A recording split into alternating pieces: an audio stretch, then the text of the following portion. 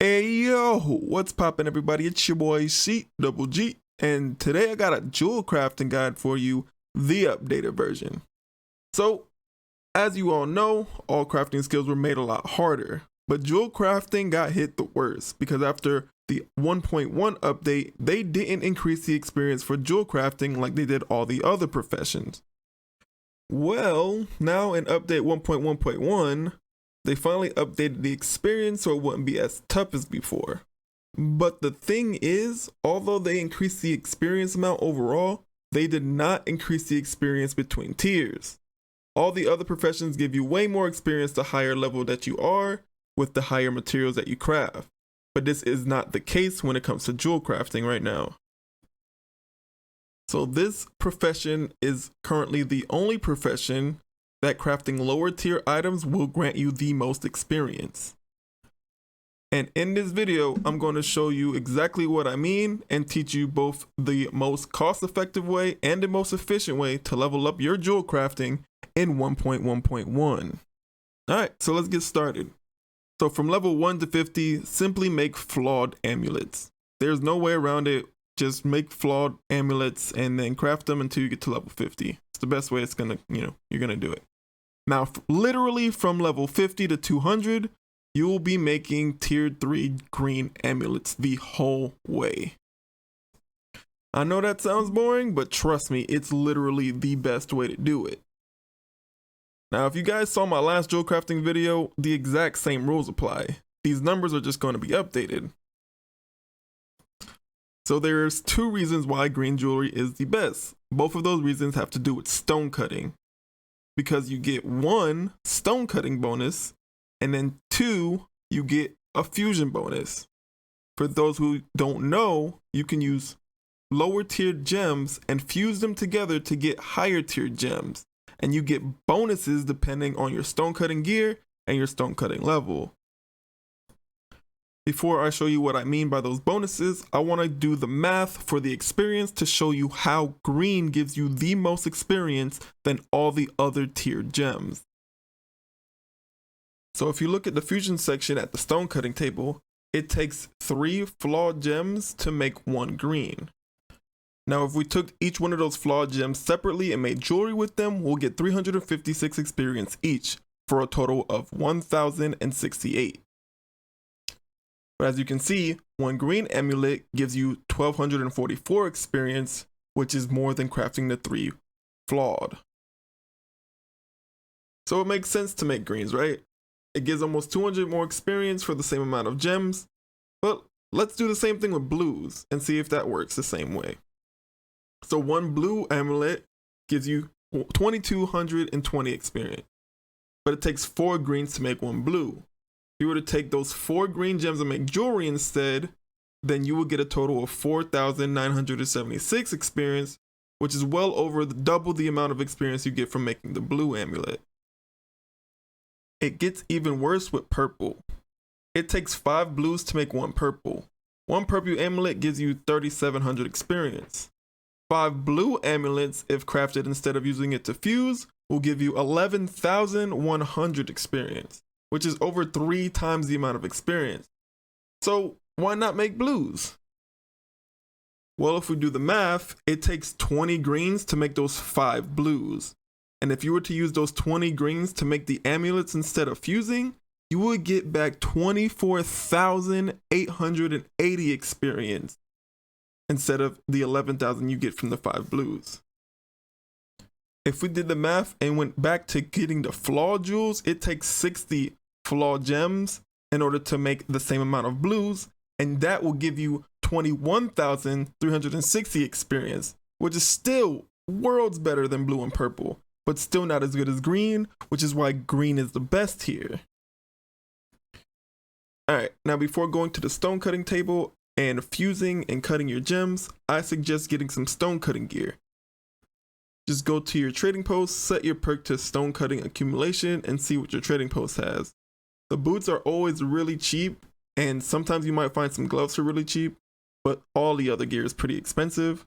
So just getting those 2 would help you a bunch. I only used these 2 in this example just to show you guys some accurate numbers. So using these 2 gear pieces and having 200 stone cutting, this puts me at a 24% chance for a bonus when fusing and cutting gems. I would also like to add that it does not matter which kind of solvent you use, whether it be weak solvent or pure solvent, it does not matter. It's not going to increase the bonus that you get. I don't know why it doesn't, but it just doesn't. So use the cheapest one that's available to you in your server. Alright, so I'm going to be using 100 flawed amber as my example for today.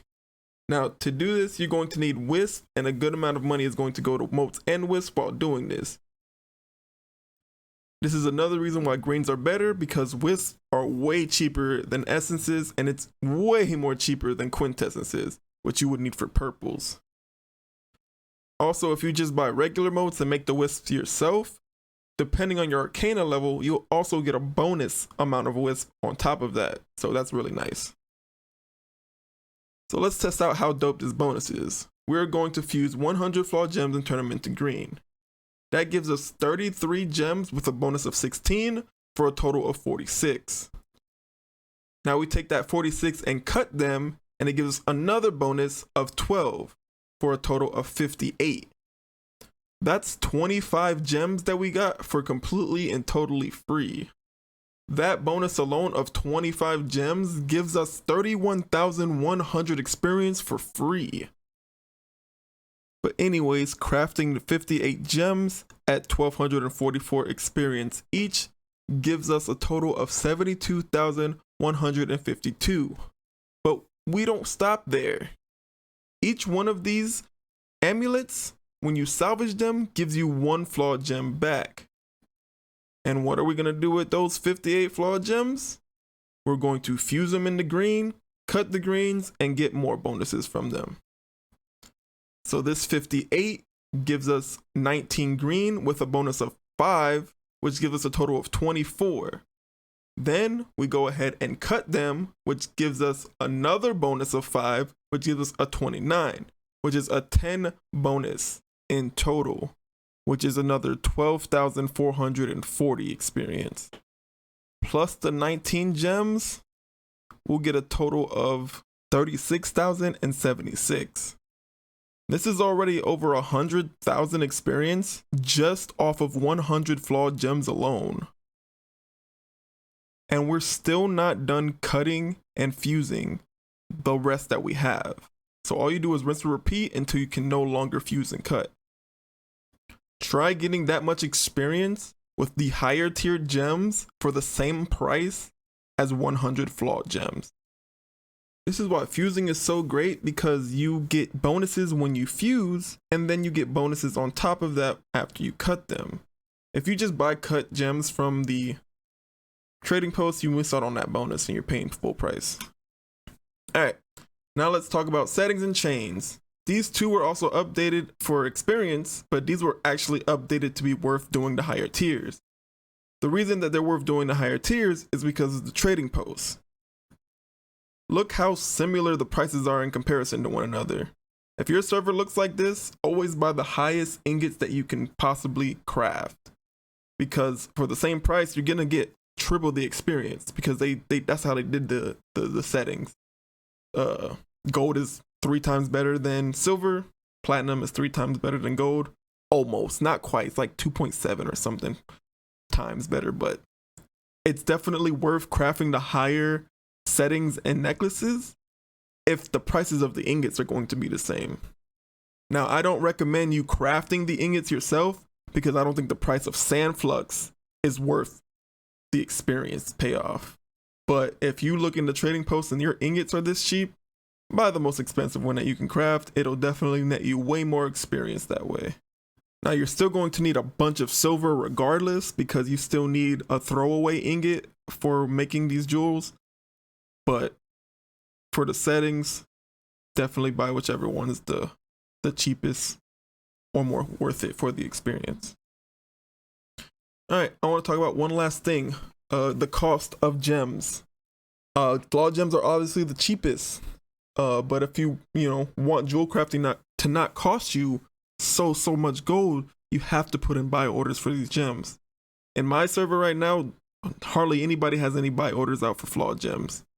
So put them out there to undercut all of these prices. People are just trying to make a little bit of money and they have like some random gems in their inventory. They're just going to sell them to you. Get them for way cheaper than the trading post has them for. But don't just stop at gems. Put motes in for buy orders. Put ingots in for buy orders. Put anything in for buy orders that you need for jewel crafting so you can make it as profitable as possible. I have so many gems sitting in my inventory in my vault right now because I put in so many buy orders and I didn't need as many as I bought. Luckily for me, some of these gems went up in price and I can sell them back for a profit, but you know, that's not the case currently if you're just starting. Now, if my last video taught me anything, some of you guys are still going to be skeptical on whether or not blues and purples are not better than greens. But let's do one more example. You might be thinking, why can't I put in a buy order for blues or purples for cheaper to make crafting blues and purples more worth it?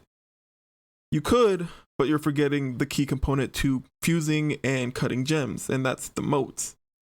See, with greens, you need wisp, and for whites, you need motes. But for blues, you need essences, and for purples, you need quintessences. So in this trading post, you see that pristine jasper is only 16 coin, and that's all cool, that's pretty cheap, but it needs 3 air quintessences for you to cut it. And air quintessences in my server are 42 coin each. Just the quintessences alone cost way over the amount that I paid for 100 flawed gems. Trust me, for the 3700 experience payoff that purple gems give you, it's not worth it. Trust me. Now, if you do have blue gems and you do have purple gems just sitting around in your inventory, I advise you to save them. You can fuse the blues up to purple, but sit on the purple until you're level 200 jewel crafting, and then you can make 580 to 900 gear score with good gems without having to pay for them. It'll be a lot more worth your money that way instead of making low gear score jewels with purple gems that you're going to salvage or not make a lot of profit on because the perks are probably going to be bad and the gear score is probably going to be low. Okay, I lied. This is the last thing I want to talk about. The gemstone dust. Some people are going to ask, is it worth doing the gemstone dust? I personally can't get behind gemstone dust, especially when it comes to the lower tiers. Absolutely not.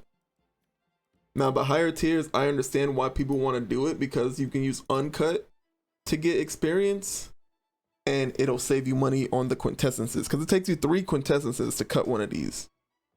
I personally don't think this is a good idea. I think it's more worth to cut them and then put them into higher tier jewelry instead of literally just destroying them for 1/3 of the experience that they give you. It's not worth it at all. That's just my 2 cents on the matter. Do not do this. It's a waste. But to each its own. If you don't want to use the motes or quintessences, you know, this is some quick experience you can just get real quick. But anyways, that's all my knowledge I have when it comes to math and jewel crafting.